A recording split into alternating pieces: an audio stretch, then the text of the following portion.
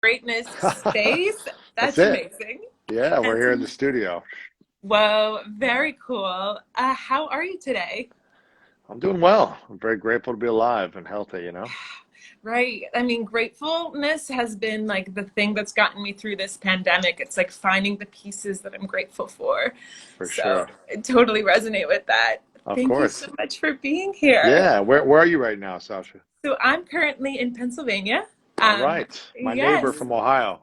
Oh, very cool. Very cool. I'm from a small town in Ohio, so Gotcha. Very nice. And where are you right now? Los Los Angeles? Angeles, yeah. Cool. Yeah, Nice and sunny there. exactly. Awesome. Well, I'd love to jump right in and Let's just do it. start picking your brain about all of these things. For those that don't know, Lewis has written an incredible book called The Mask of Masculinity, talking all about how men can begin to be vulnerable and embrace their softness and talk about feelings. And I'm wearing a t-shirt that says feeling feelings. I like that. Yes, we could start talking about feelings and all the things that come with them. So I'd love to know, you've interviewed so many incredible people. So how has your mindset and preparation process changed and shifted since when you first started to where you are now? Oh, I'll tell you what. I remember 7.5 years ago getting started in this kind of interviewing journey, Yeah, and I was a completely different person. In some ways, I was the same. You know, I had a big heart. I was yeah, caring, giving, passionate about life, yeah. but there was a lot of things that I didn't know how to heal inside. And so Mm, I would mask my traumas with just like, okay, let me go after the next big thing. Let me yeah, go make more money. Let me go try to yeah, prove myself to someone or try to, win at some competition. And that got me certain results, but it left me feeling very empty inside. It left me feeling yeah, lonelier inside. And I yeah. didn't have the tools on how to heal trauma, how to Mm, forgive certain people from the past, how to forgive mm. myself. And Wow. I didn't really know how to communicate or express myself in Right. a in a way that was not harmful to myself or to others when I was Mm, triggered. yeah. And so I went down a 7.5 year journey of interviewing just incredible people and really listening to how did they learn how to overcome this stuff. What Yeah. are some tools and practices? And then I said, okay, now that I have these tools, I've got to apply them. Right. So I'm constantly tested every day in different things in my personal life and business and my Yeah. health. And I just try to say, okay, what are the tools I can tap into and start applying? So I love that. that's the journey. Yeah. I love that you look at yourself as the student because that's really how I look at myself as well. The only thing I'm an expert is in my own life. And so the best thing I can do is to really interview individuals who are experts in their life and to learn the tools from them. Right. Exactly. Um, is there a mastery when it comes to interviewing? I don't feel like I'm there yet. Okay. I'm on episode 980, and Oh my God. I would definitely say that I'm better and better Sure. every time, and I'm always learning, and Yeah. I'm sure I'm a lot better than I was 7 years ago. Yeah. Um, maybe there's a point of being mastered. I don't know if I'm there yet. I still think I have a long way to go. I There's still some mean, times where I get nervous. There's still some times where I don't feel prepared. So I feel yeah. like I feel like I'm getting there though. I've put it in for many years, so Totally. I mean, I'm a big fan of all of the interviews that you have, so thank thank you. you. Yeah. And so you've wrote an entire book on your experiences and your outlook on the concept of masculinity. What elements of masculinity, as society teaches it, would you say have helped you and have served you really well? And how did you tap into those further? Sorry, I just got a phone call when I jumped out Oh, for a second. no But worries. the things that repeat it one more time. I got Sure. cut off for a So, second. yeah. So the concept of masculinity, what has served you really well, and how have you tapped into those further? So the things that served me well were I mean, the sense of masculinity that has kind of been shaped from my childhood, growing up in Ohio, growing up seeing the movies and being in around the friends that I had. It Yeah. was the definition was, get bigger, faster, stronger, become as talented that you can be in sports. Yeah. Don't show affection, don't show emotion. Mhm. Never Yeah. let people see you. tired, never let them see you in pain, never let them see you anything wrong with you. Wow. So how did that serve me? It served me by being extremely goal-oriented, focused, driven to achieve. And that Yeah. had certain results and payoffs because of that. But it Yeah. also had certain prices that I needed to pay, which was a Mm, lack of connection to my heart, which was a lack mm, of connection to other people, which was the feeling like the inability to express myself vulnerably in yeah, any way without being made fun of absolutely. or getting picked on. It's just because you weren't allowed to express yourself vulnerably without being picked on. And Yeah, so I think a lot of young boys learn to suppress those things because it absolutely. doesn't serve them to be vulnerable. It doesn't Yeah. support them growing up to be vulnerable Yeah. in most cases, unless you've got very loving, encouraging parents and friends that Mm, are all about that. Um, and so what I learned is that we really develop those masks deeper and deeper because there are certain benefits to wearing those masks. We dive in deeper until they're kind of fused to our face. It's yeah, very hard to break those habits unless you have absolutely. some type of um, breakdown, unless you go through some type of breakup, Yeah. divorce, Yeah. near life, a near death experience, or you just witness Yeah. something that's unjust where you're like, oh, okay, this really affects me. I need to make a change. So Mm, typically we need to be woken up in some way, shape, or form to absolutely. realize what we've been doing doesn't work anymore. And Mhm. what are the new ways of being that I can step into it and lean into? Yeah. So that's been my Wow. whole process for the last 7, 8 years is like, how do I unmask? Yeah. And, as a human being, I make mistakes every day and I'm constantly flawed, Yeah. but it's how can I continue to become better, Mm, learn from my mistakes, acknowledge it, yeah. uh, and forgive and move on. So, That's beautiful. And yeah. the fact that you wrote an entire book to help other men begin to realize that there are so many harmful, stereotypes and like these masks that are put onto them to kind of suppress their emotions and feelings is incredible that you were able to be that vulnerable in a book and to just tap into that. Well, Um, I remember when I opened up about being sexually abused on my podcast six yeah. years ago. I remember I was terrified. I was so terrified. Uh, but what I realized it was probably one of the best things I ever did for myself and Wow. for others because after I did that, I had hundreds of letters from men who had been sexually abused that emailed me Oh my and gosh. said they never even knew it was possible to talk about it with their partner or Wow. their wife or their kids or anything. So I realized like this was a bigger problem in the Yeah, world because I didn't absolutely. see any role models of people who had gone through sexual trauma or some type of abuse Yeah. who were opening up and talking about it publicly. I didn't see that, Right. especially people that looked like me, like other athletes. I didn't see it, Yeah. and so I was terrified, and I thought I was kind of the Of only course. one who'd gone through something like this. And then when I shared it, I realized 1 in 6 men have gone through this type of Wow. some type of sexual trauma. It's Yeah. 1 in 4 for women. So Wow. obviously, women have a lot more to deal with there. But I think the challenge with men is men have never been, in general, men have never been provided a safe space to talk about their traumas Right. Or without, empowered to. yeah, it's just like, no, you can't deal with it. So Mhm. I think it's a bigger issue. The first issue is like the abuse and trauma that all human beings have faced, whether it be Yes. sexual, verbal, whatever it may be.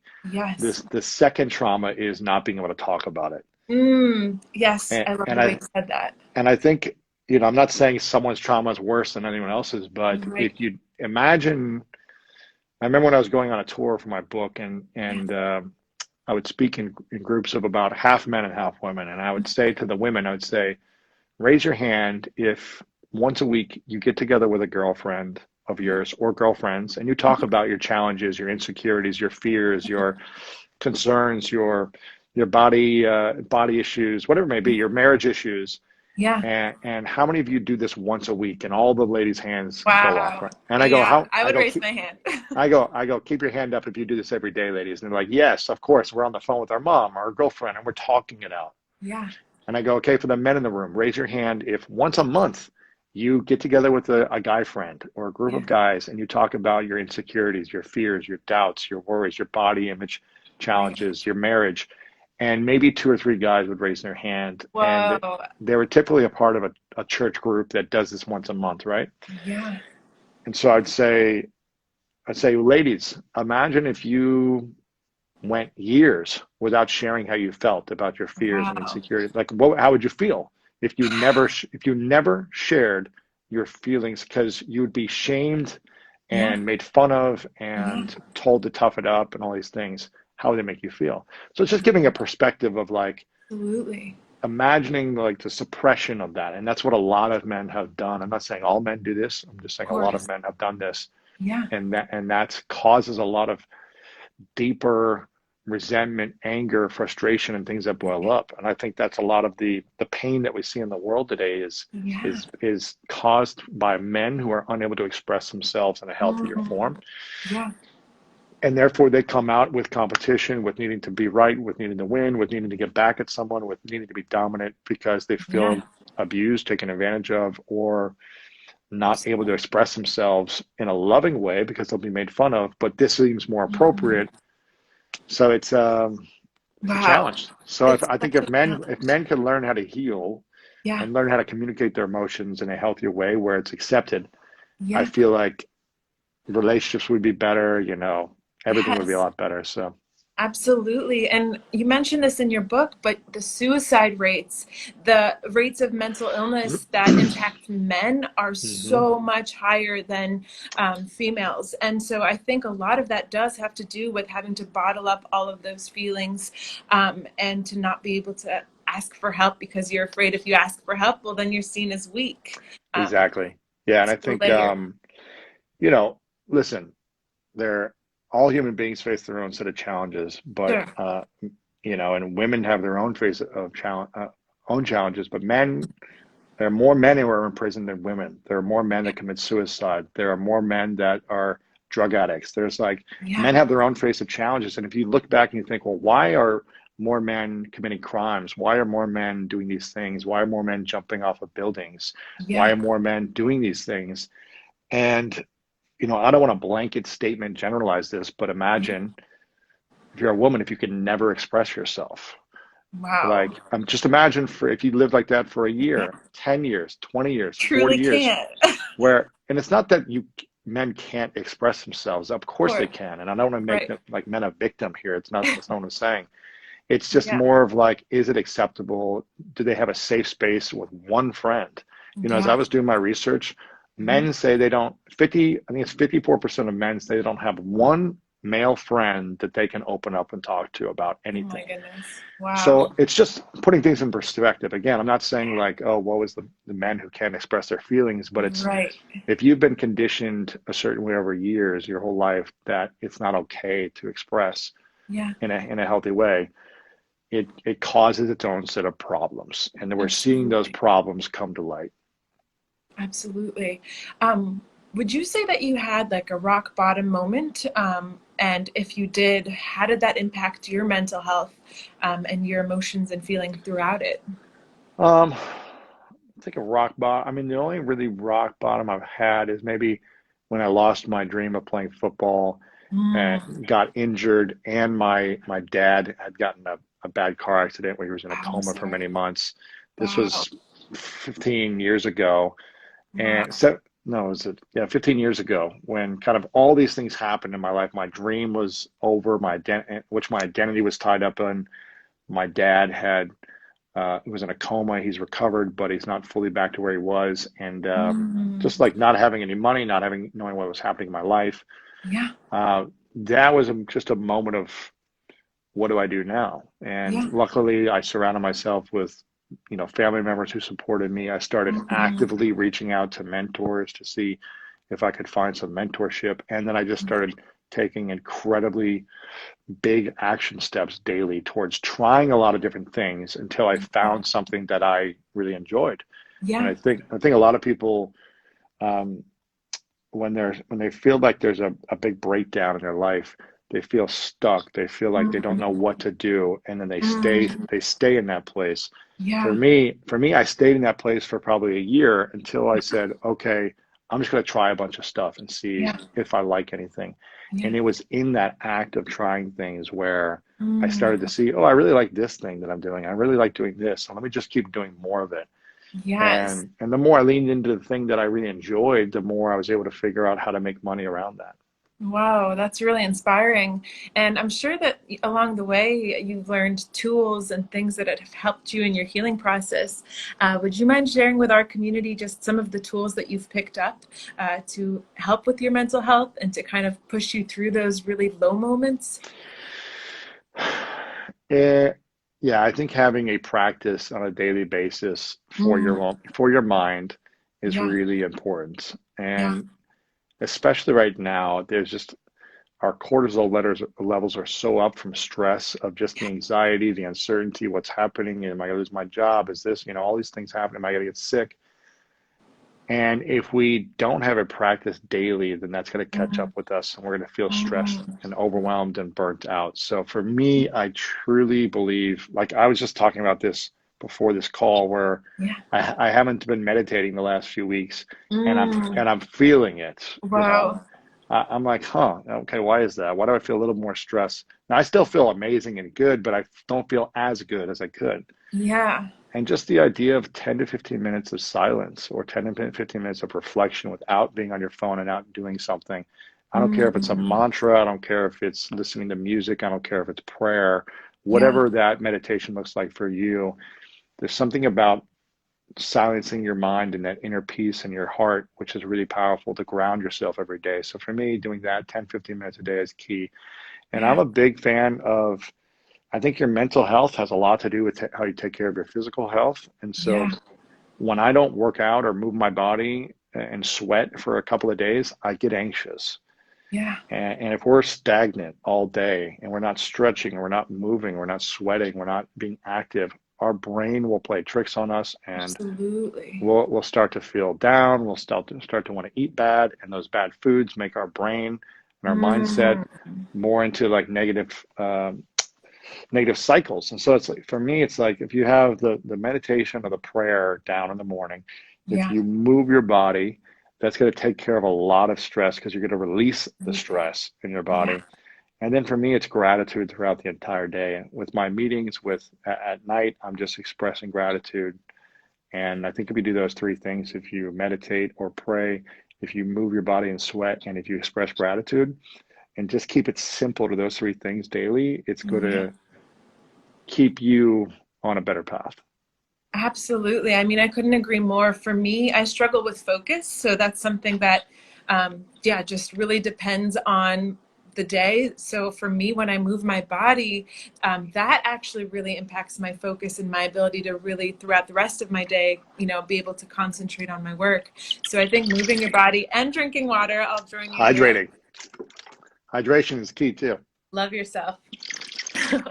Hmm. I love it. Yes, I definitely think self care in general is something that absolutely helps with mental health and physical health. Would you say that you have always taken good care of yourself, or was that something that you had to learn? I've taken pretty good care of myself, but I think you can work out and you can eat well Yeah, and you can sleep well.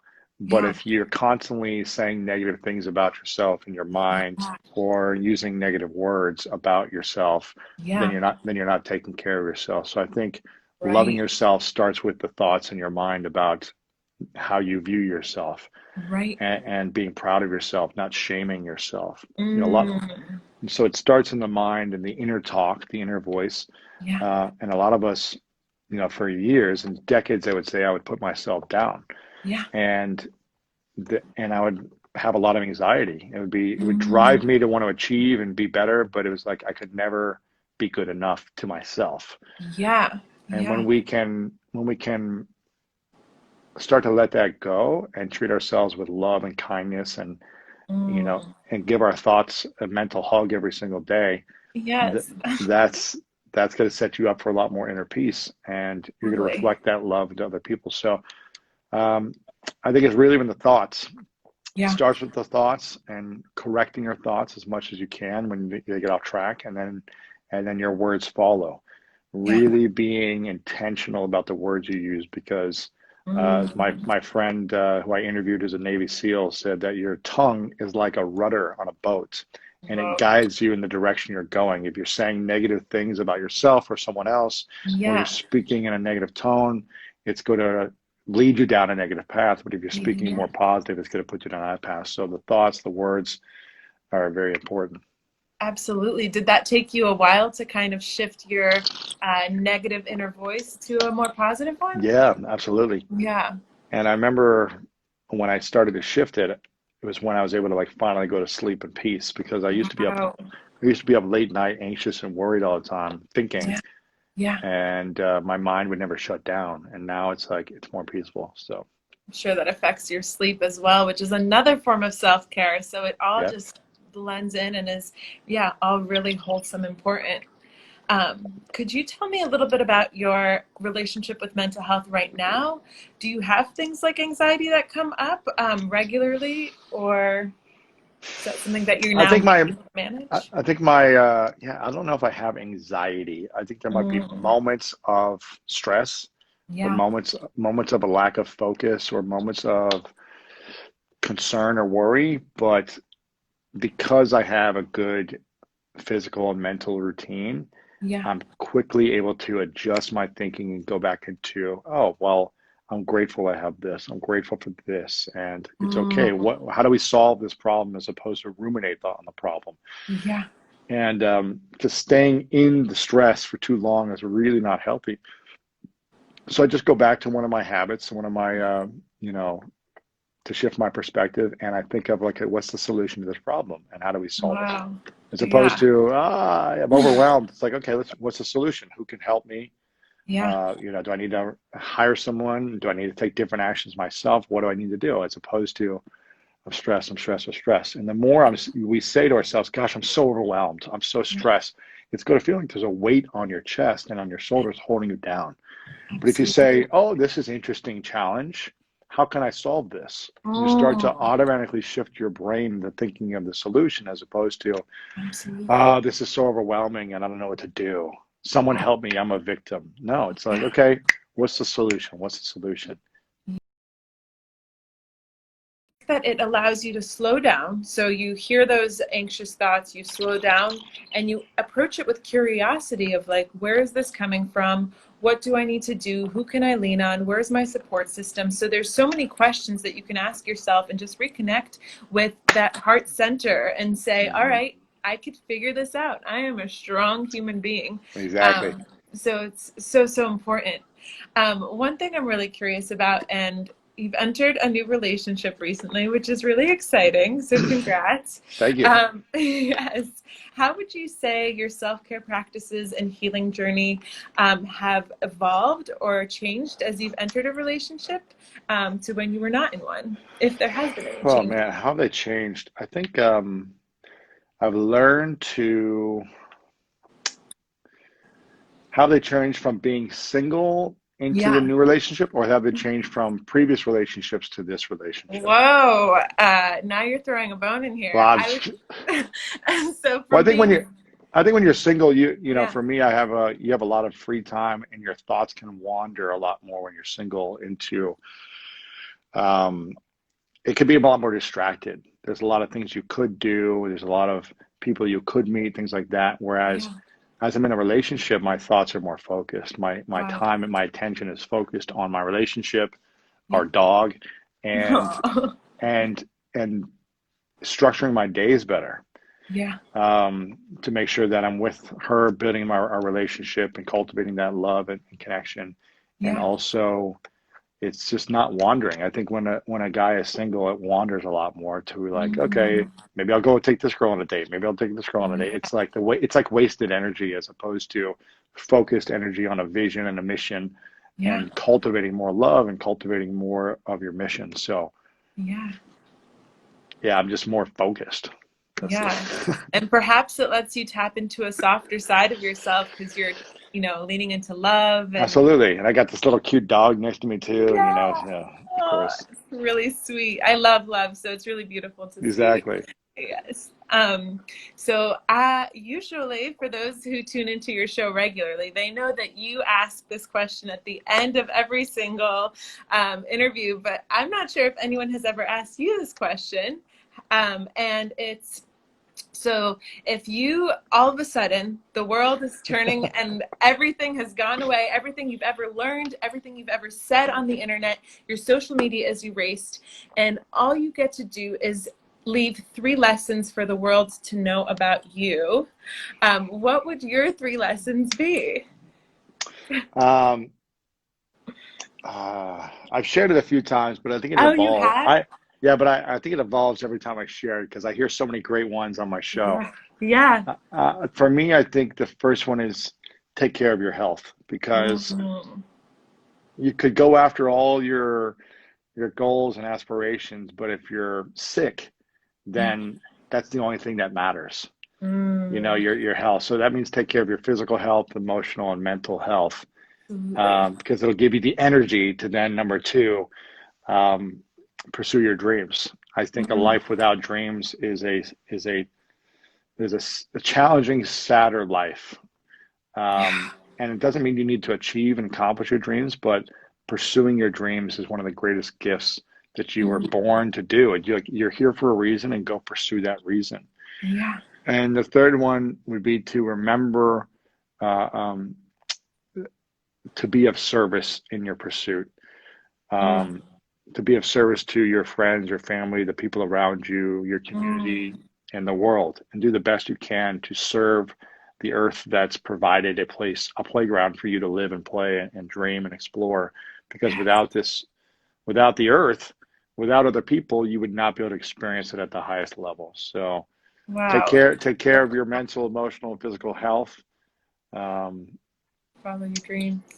Follow your dreams and be be in service. Live a life of service. That's so beautiful. Yes, thank you for sharing that. Of course. If you have a few minutes, I wanted to open up if anyone had any questions that came up throughout the live, if they could ask you. Sure, go ahead. Awesome. So if anyone who has tuned in really wants to ask Lewis a question, I know it's really exciting. So feel free to put them in the comments below, or you can put them into the question section. I can check that for you all. So feel free to put those in, and I can go in and check those for Lewis.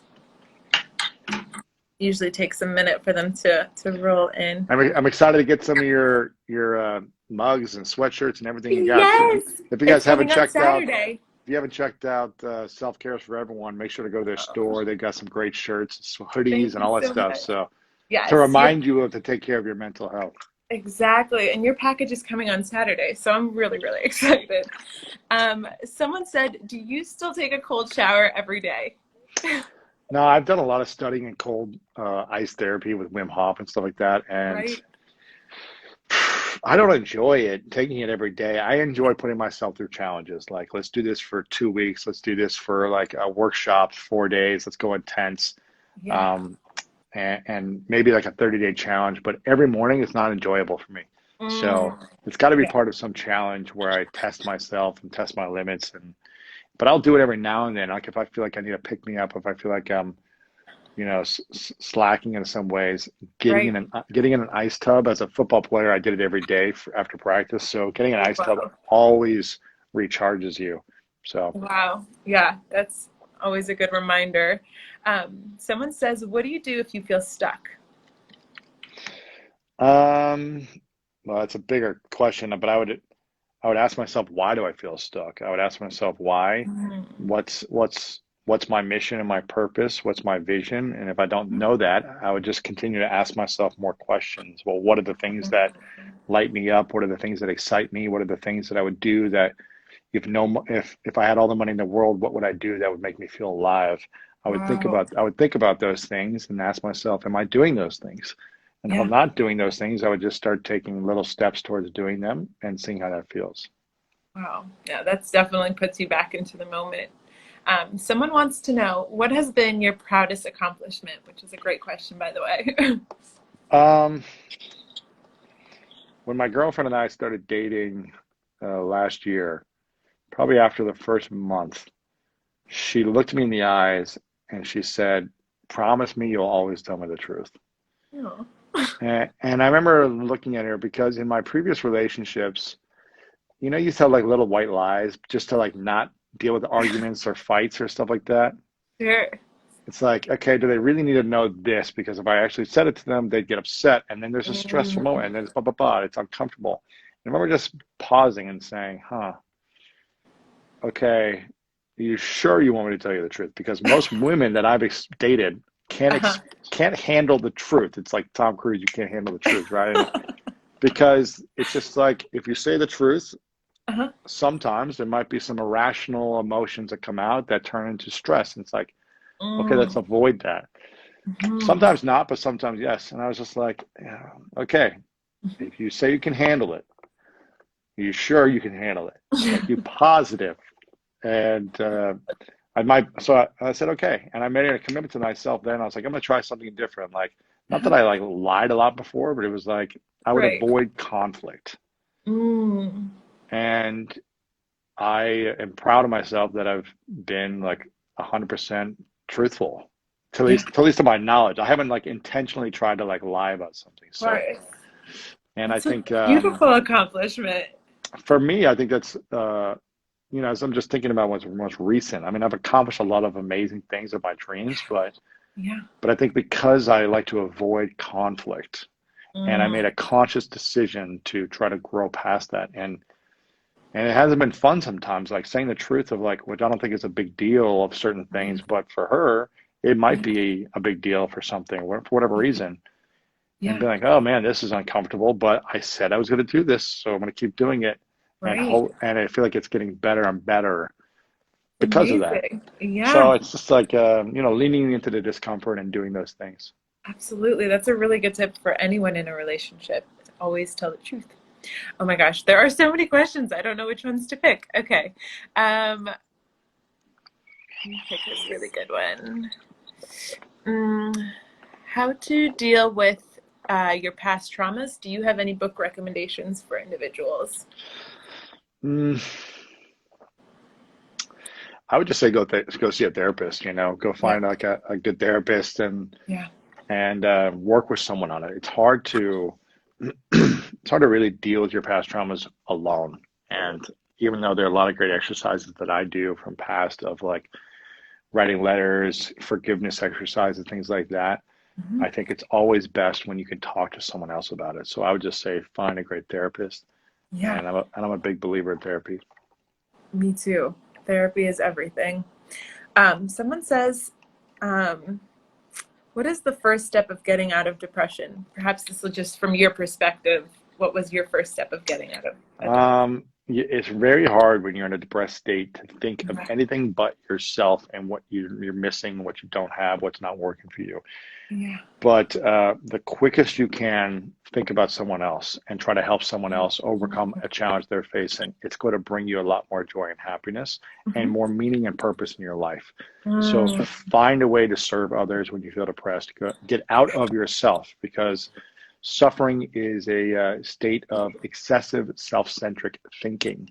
Yeah. And when you're thinking about self, what you lack, what you don't have, what someone did wrong to you, it's all Mm. about me, me, me, me, me. And you need to Wow. start thinking about someone else. You need to start thinking, okay, I really don't want to get up today, but I'm going to call my friend and see if she's, needing my help with anything. Maybe she Yeah. does. Maybe she just needs me to listen to her. Yeah. Or maybe he needs help with this. And reaching out to people and being of service will bring you more joy. That's a really good piece of advice. Actually, we had DDP, the professional wrestler, on this live. Uh-huh. And he said the same thing. He said the Wow. first step of depression is reaching out to someone and helping them and taking it out of yourself. Yeah. So good piece of advice. Someone said, "Oh my gosh, they're moving up so quickly that it's hard to." Okay, what's the one thing from any of your guests that you remind yourself most frequently? I love this question. What's the one thing from any of my guests that I remind myself most frequently? Yeah, something that you learned. I keep coming back to thoughts. I think Mm-hmm. thoughts shape our beliefs, and our beliefs shape our energy, and our energy shapes our action towards things, and that creates results or lack of results. And so I think Mm-hmm. if you can truly become a master of your thoughts and truly start to think with imagination, start to think with creativity, start to think with a level of positivity and perspective at the same time, Mm, You can become the alchemist in your life. You can become the alchemist and achieve anything. You can get out of anything. You can cultivate and create anything. mm, And it all starts with the ability to think. You know, when you launched your account here and your merchandise and your products and programs, yeah, um, you needed to be able to think creatively and yes, abundantly and not say, oh, I'm never going to be able to do this, so I'm not even going to try. Who am I to launch this account? And who am I to right, launch these products? And what if my designs aren't cool? No one's going to like them. Like, no, you have to think in a place of, I want to do this for me because I think it's cool. I think it's yeah, interesting and I like it. So I want to make something for me. And maybe there's a few people out there that'll like it as well. And with that yeah, thought process and attitude, the attitude is infectious in anyway, with people, and they buy based on your energy and your attitude. They're not going to buy from you if you're negative, yeah. and your thoughts create that attitude. So changing your thoughts and cultivating the power of positive thinking is, maybe woo woo as that might sound, it's true. It's so true. And you even said that earlier that it's like what leads you into your next, what you believe about yourself. Your It thoughts are is. so important. Let's do one or two more questions. Um, Someone said, "Do you believe in relationship from a distance can work between two people?" So long distance Yeah, I relationship. was in a long distance relationship with my girlfriend for almost a year, Wow. and then she moved in about 6 months ago, Wow. and yeah, right before Corona and everything and lockdown, so it was crazy. That is But great. long distance works if you have the same vision and you Mm, communicate extremely well together, and yeah. you both put in the effort and energy to communicate on a daily basis uh, at certain times, and you show up in person. I think it's really hard to be long distance if you don't see each other within every 3 weeks max. Mm, Um, when you start to go out of sight for 4, 5, 6 weeks at a time, longer at a time, it just becomes harder and harder to yeah. stay connected over the phone or over FaceTime. Right. I'm not saying it's not possible because I know people have done it, but I just think Right. it's harder. And you've got to really be aligned with the same vision towards life with that person. Yeah. Otherwise, you can easily get distracted if you're not. Yeah, absolutely. It's definitely hard to connect if you're not physically with that person, but Yeah. if you're in it for the long run, it's definitely worth Yeah, it. of course. All right, let's do one last question. Okay, now people are commenting. Someone said, "Will this live be saved?" Yes, it will be in our IGTV. Um, okay, gonna be the last question. If anyone wants to put any last minute questions in for Lewis, um, what has been one of your favorite interviews on your podcast? That's really hard. That is really hard. Um, personal favorites. I really liked Tony. I've had Tony Robbins on a few times. I really liked all Wow, three of those. I've had Brene incredible. Brown on, and she was amazing. Yeah, I really loved my connection with her and her just her whole story and everything. I recently had Laverne Cox on. I really enjoyed that process cool. talking with her. Yeah. Uh, Kevin Hart was really cool talking to him.